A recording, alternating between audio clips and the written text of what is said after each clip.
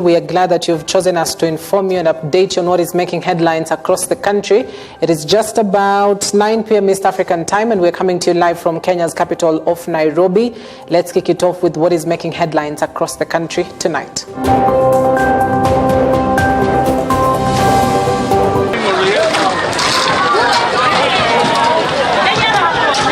Former Deputy President RIGATHI GACHAGUA whisked away to safety as goons invade burial ceremony he was attending in Kiambu.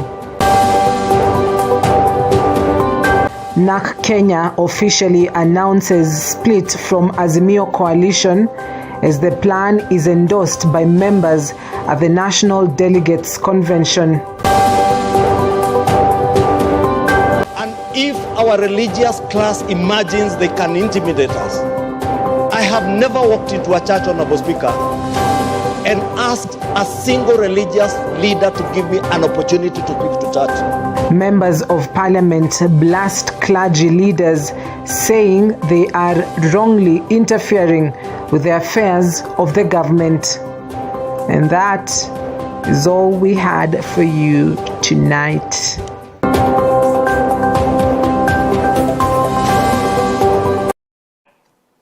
Welcome to the broadcast. I'm Cynthia Nanjala. EBN Prime Edition kicks off right now. Chaos ensued at a burial ceremony attended by former Deputy President RIGATHI GACHAGUA in Ngarariga, Limuru, Kiambu County on Thursday. The incident took place after goons reportedly began shaking a tent where the former deputy president was seated alongside his close political allies, including Kiambu Senator Karungo Wathangwa. In the videos obtained by EBN TV, GACHAGUA and other politicians were captured seated at one of the tents that had been designated for senior congregants.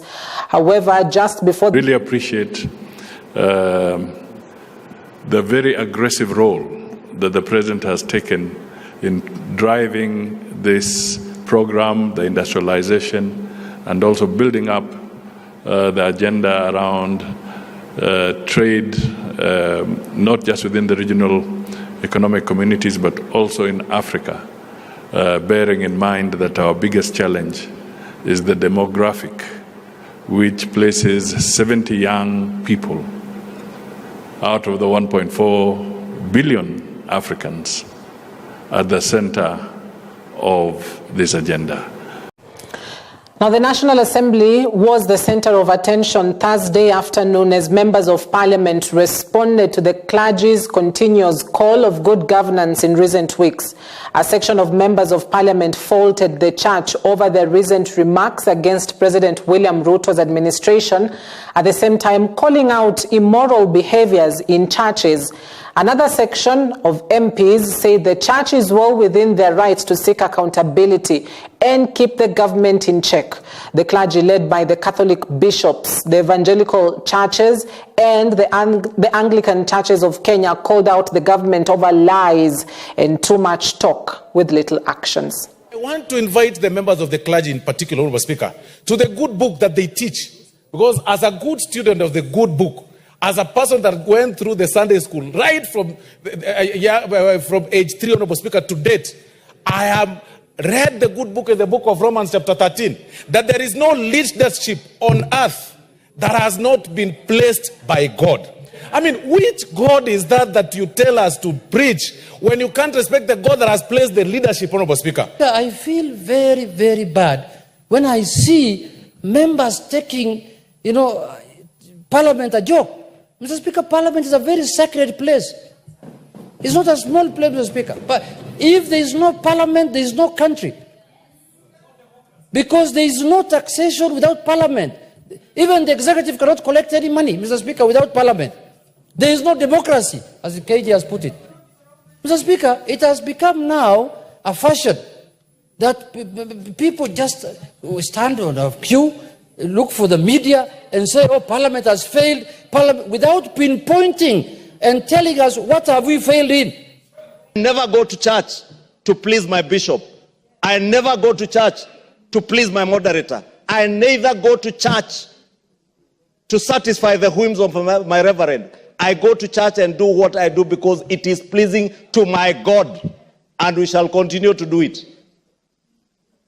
And if our religious class imagines they can intimidate us, I have never walked into a church, Honorable Speaker, and asked a single religious leader to give me an opportunity to speak to church. It upon themselves that if you look at the last election, the church was very partisan. The church classified my party leader a demon and a devil. And they are not God, because only God knows the heart of man.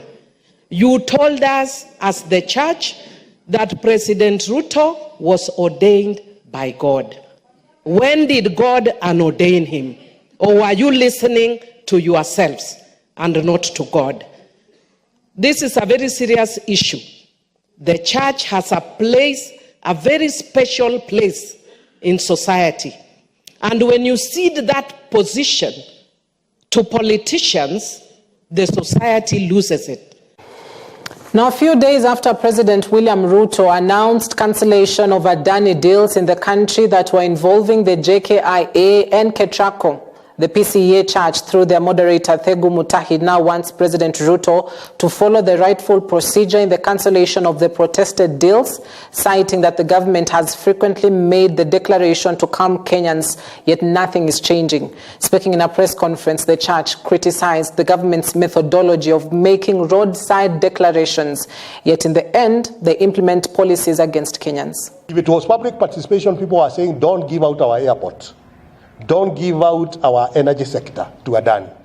Yet, progress was made towards that direction until in the United States of America, some prosecutions were done against Adani.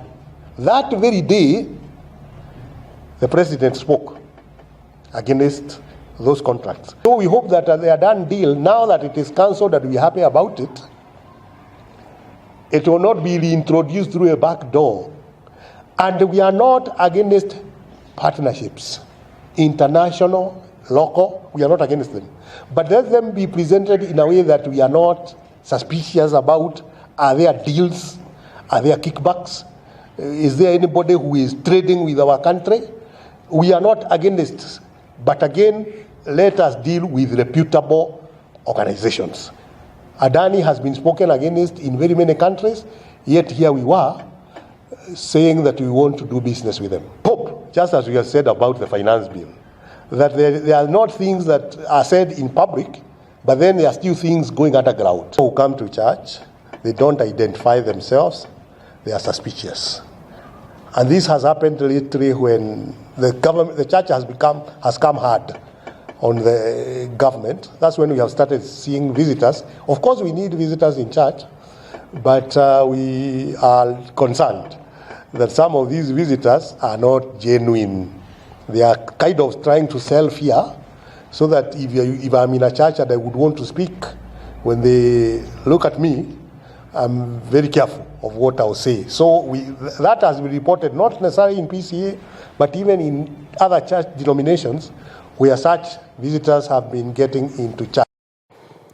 Police are investigating the death of a 76-year-old woman in Thika, and the woman collapsed while waiting at the sub-county lands adjudication office. Preliminary reports indicate that she was among several clients in the waiting bay, awaiting the services of a land adjudication officer who had informed them to wait until afternoon for assistance. Thika West Sub-County Police Commander Lawrence Muchangi confirmed that officers were dispatched to the scene after receiving reports of the incident.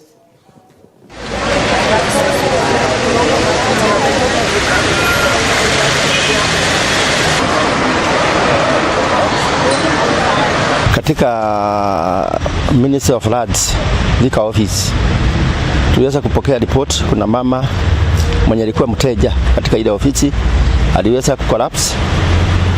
Officers walifika pale na kadhibitisha ni kweli. Tuliweza kuchukua ile huyo mama akakimbizwa hospitali, lakini by the time alikuwa anafika hospitali akawa ameaga.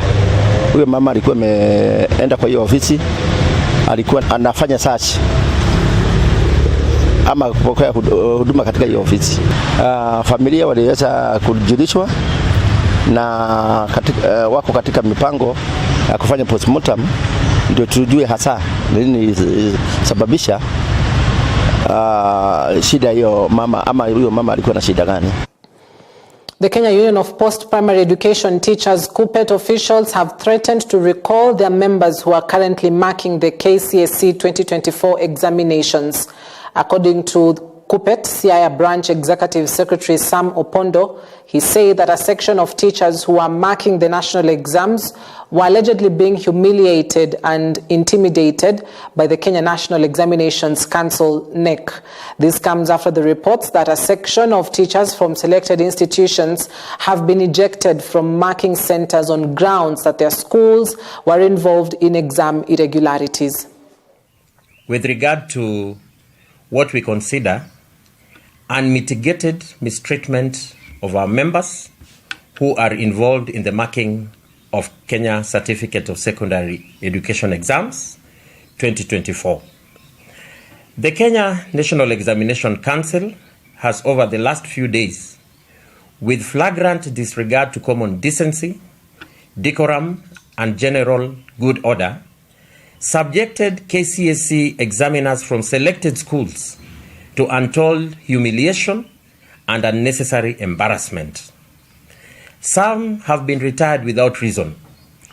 Others are ejected out of marking centers like common criminals. We are saying that blanket condemnation by NEC must stop. Proper investigation must be done.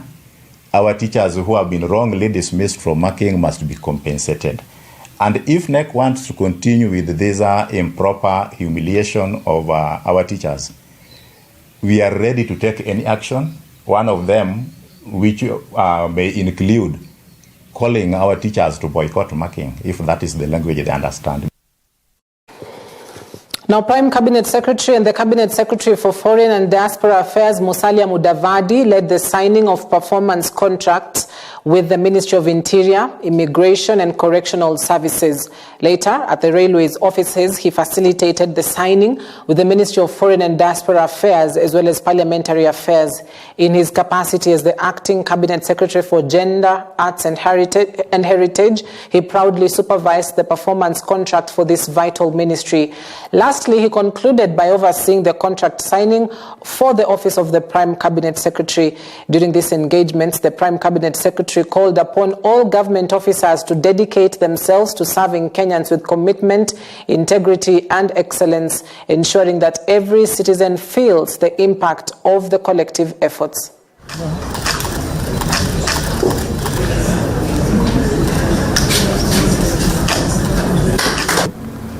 As you recall, only a few days ago, we were signing the performance contracts with His Excellency the President of the Republic.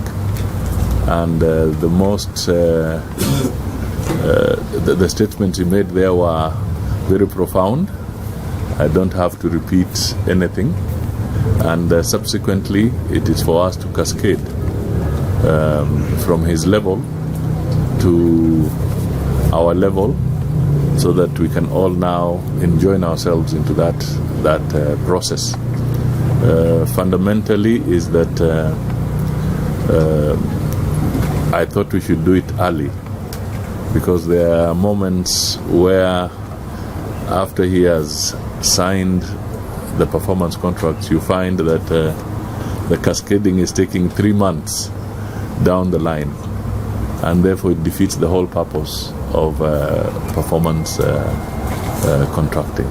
So it is important that we all know what our targets and our objectives are at the earliest, and then we can start working towards attaining those targets as negotiated in our performance contracts.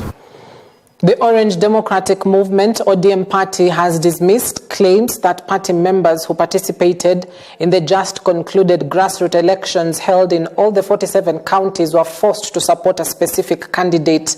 A section of ODM members from various counties had called on the nullification of the said elections and a repeat of the same, claiming there was external political interference.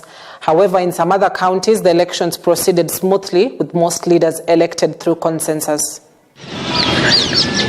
The party will launch investigation in areas where violence and disruptions were witnessed and take necessary action on those involved, regardless of their status in the party or society. I want to thank also the Migori people to have listened, to obey orders, to be peaceful. Many of our candidates decided to go the consensus way. We really appreciate. They have organized themselves well. And I think this time round, there have been no major disputes or any, disorganizations. And we thank Kenyans for being peaceful. The party did not force any member of the party to go the consensus way, as it has been reported. In this case, members sat down as provided for in this booklet and agreed that they will either go the consensus way or number 2, voting by members or delegates by show of hands or mulolongo. It is here. Parents in Nakuru County and the nation at large have been urged to remain vigilant and ensure their children do not get involved in harmful habits during the December festivity. Bishop Anthony Mambo of the Anglican Church of Kenya, Nakuru Diocese, says there is a tendency of parents neglecting their noble role of good parenting during the holidays. The clergy called on parents to be there for their children, offering guidance for their safety during this time that they are home, adding that this will ensure safety. The clergy was speaking at Rohi Girls High School in Lanet, Nakuru, during the closure of a one-week camp program for over 2,000 SEK Youth Brigade drawn from within Nakuru Diocese. Na jambo la kwanza, na kama kuna kitu ambacho nataka kusema kulaumu ni kwamba tabia ya kupeleka watoto kwa babu zetu nyumbani. Wakati huo inaonyesha kwamba tunapotelea majukumu yetu. Na hatuna wakati mwingine wa kukutana na watoto wetu na kuwajua. Wamekuwa shuleni, wamefunga shule, wamekuja, tumeweka katika mabasi na magari, tumepeleka nyumbani. Kwa hivyo wazazi wakubali kuchukua jukumu lao. Waache kupotelea jukumu lao kwamba watoto wako shuleni ni walimu, watoto wamerudi nyumbani wanapelekwa babu zao nyumbani, huko ndio wanafunziwa. A notorious land fraudster who was on the run was arraigned at Chief Magistrate Court in Mombasa before Chief Magistrate Alex Idhuku, and the accused Fuad Yusuf Muhammad and his 2 co-accused Simon Maura Njenga and Abraham Burundu Nyangoto, who were not present at the court, were charged with forgery of land documents on 5th of June 2024 to deprive Mena Bwaganda Patel her parcel of land worth 60 million shillings. The trio also facing charges of creating a fake succession and forging documents of Mombasa Lands Registry Office to enable them acquire the property of Ms. Patel in Nyali. And the accused denied the charges and was granted a bond of 1 million shillings with one surety of a similar amount. On the 5th day of June this year, 2024, at an unknown place within the Republic of Kenya, and with the intent to deprive Meena Bangai Patel of her parcel of land number MNI 3239 situated in Nyali, measuring 0.120 hectares, valued at Kenya shillings 60 million, you made a certain false document, to wit, a power of attorney dated 5th June allegedly of this year, allegedly donated by Winnie Njeri Kagiri to Abraham Birundu Nyangoto and Faud Muhammad, a fact you knew to be false. We mentioned this matter on 9th of December before this court. There is a warrant of arrest issued against the first and second accused persons on bond, really. Nothing has been said that will make us not admit the accused person on bond. I've looked at the counts, and the accused person is granted a bond or admitted to a bond of Kenya shillings 1 million with one surety of similar amount. An intergovernmental agency has sounded an alarm on the health of truck drivers who move cargo from the port of Mombasa to the hinterland destinations and called for urgent regional intervention. The Mombasa-based Northern Corridor Transit and Transport Coordination Authority said 60% of the truck drivers have different health conditions. Executive Secretary Dr. John Deng Diar noted that a medical checkup conducted at Malaba in Busia County during a road safety campaign in April last year revealed up to 60% of drivers had one health condition or the other which requires structured intervention.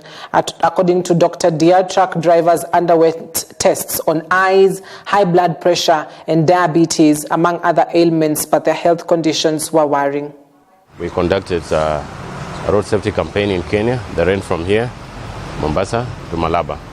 In Malaba, we tested drivers' health condition, the eyesight, the sugar level, the blood pressure, and what we came up with was about over 60% of the drivers had one or the other condition. And also talking to them, they did not have regular health facilities or access to health services. So to us, that was a sticking point. We thought that was a red flag, and we started thinking deeper. And how do we enlist all our communities to participate in the transport sector?